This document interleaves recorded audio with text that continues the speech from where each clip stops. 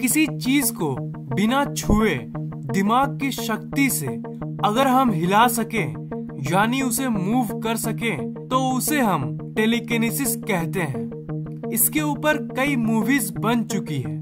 Movies तो fictional हो गई पर टेलीकिनेसिस की बिलीफ बिल्कुल असली है। जी हाँ, इस दुनिया में ऐसे कई लोग हैं जो मानते हैं कि हम हमारे ब्रेन के सिर्फ 10% को ही इस्तेमाल करते हैं और अगर हम लोग अपने ब्रेन के 100% को इस्तेमाल कर लें तो हमें टेलीकिनेसिस की पावर्स मिल सकती है। सदियों से कई लोग भी यही दावा करते आए हैं कि वो अपने दिमाग से चीजों को हिला सकते हैं। ऐसे कई मॉन्क्स हैं जो बिलीव करते हैं कि मेडिटेशन के जरिए हम टेलीकिनेसिस की शक्तियों को हासिल कर सकते हैं। खास करके इंडिया में तो ऐसे लोगों के बारे में अक्सर सुना जाता है। दिमाग की मदद से किसी को जमीन से ऊपर उठाना, अपने दिमाग की शक्ति से दरवाजे को खोलना या फिर फोकस के जरिए किसी चम्मच को टेढ़ा कर देना, ये सब टेलीकिनेसिस को डिपिक्ट करती है। पर क्या ऐसे कारनामे सही में होते हैं? अगर हम लोगों को इसकी सच्चाई जाननी है तो हमें टेलीकिनेसिस को एक साइंटिफिक पॉइंट ऑफ व्यू से देखना होगा। टेलीकिनेसिस और इससे रिलेटेड चीजें जैसे टेलीपैथी और टेलीपोर्टेशन एक स्टडी फील्ड के अंदर आती है जिसे हम पैरासाइकोलॉजी कहते हैं। लोग दावा तो करते हैं पर आज तक किसी के पास प्रूफ नहीं है कि टेलीकिनेसिस सच में रियल है कि नहीं। किसी भी लैब एक्सपेरिमेंट में तो आज तक टेलीकिनेसिस प्रूव नहीं हुआ।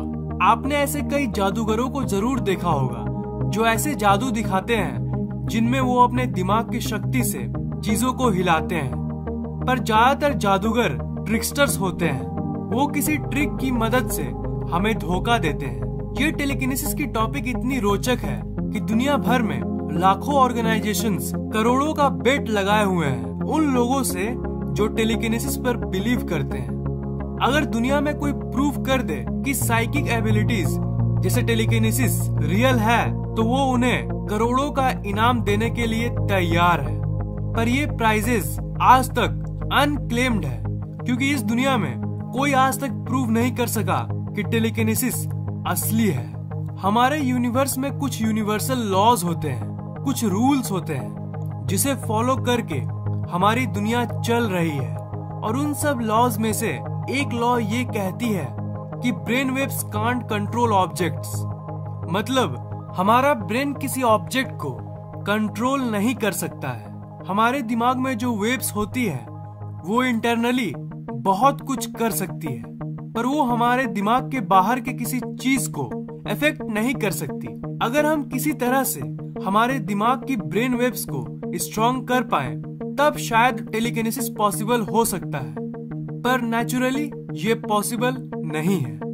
अगर फिजिक्स की माने तो इस दुनिया में सिर्फ 2 ही फोर्सेस हैं जिसके पास ऐसी प्रॉपर्टी होती है कि वो बिना फिजिकल कांटेक्ट के किसी चीज को अट्रैक्ट कर सके, और वो है मैग्नेटिक फोर्स और ग्रेविटेशनल फोर्स। अगर रियल टेलीकिनेसिस की बात करें तो ये काइंड ऑफ पॉसिबल भी है पर ये एग्जैक्टली टेलीकिनेसिस नहीं है। देखिए, हम लोग अपने दिमाग के थॉट से चीजों को इफेक्ट कर सकते हैं पर कोई मीडियम होना चाहिए।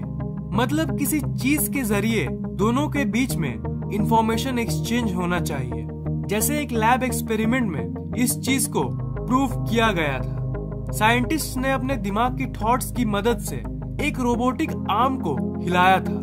उन्होंने अपने स्कल के ऊपर से ब्रेन के उस हिस्से पर छोटे वायर्स को इम्प्लीमेंट कर दिया था जो मूवमेंट को कंट्रोल करता है, और फिर वो अपने थॉट्स की मदद से पूरी तरह से फोकस करके बिना छुए उस रोबोटिक आर्म को मूव करने में सफल हुए थे। पर देखिए, इस जगह पे वायर तो मौजूद है ना, और यही वो मीडियम है जिसके जरिए जो सिग्नल है वो ट्रैवल करती है।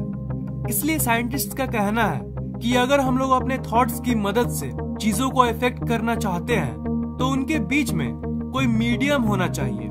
ये एक्सपेरिमेंट बड़ा अमेजिंग तो है पर इसे हम लोग टेलीकिनेसिस नहीं कह सकते क्योंकि जो थॉट्स होते हैं वो मेजरेबल होते हैं, उन्हें हम लोग मेजर कर सकते हैं और उनकी एनर्जी से सिग्नल वायर के थ्रू ट्रेवल करके रोबोटिक आर्म को हिला देती है। इस तरह से वायर के थ्रू चीजों को मूव करने की जो पावर होती है, इसे साइंस बिल्कुल एक्सप्लेन कर सकता है और इस तरह की कंट्रोलिंग थ्रू माइंड रियल होती है साइंस के हिसाब से। अगर हम लोग किसी चीज को साइंटिफिकली इवैल्यूएट या एसेस नहीं कर सकते तो उसे हम साइंटिफिक भी नहीं कह सकते। साइंस के हिसाब से चाहे हम कितना भी बिलीव कर ले कि टेलीकिनेसिस रियल है, पर प्रूफ के मामले में और साइंटिफिक टर्म्स के मामले में इसकी इवैल्यूएशन हमेशा कमजोर रहती है। तो विज्ञान तो यही कहती है कि टेलीकिनेसिस पॉसिबल नहीं है, क्योंकि विज्ञान प्रूफ मांगता है। पर अगर मॉन्क्स की बात करें तो उन लोगों का यही कहना है कि टेलीकिनेसिस बाकी पैरानॉर्मल चीजों की तरह विज्ञान की समझ के परे है।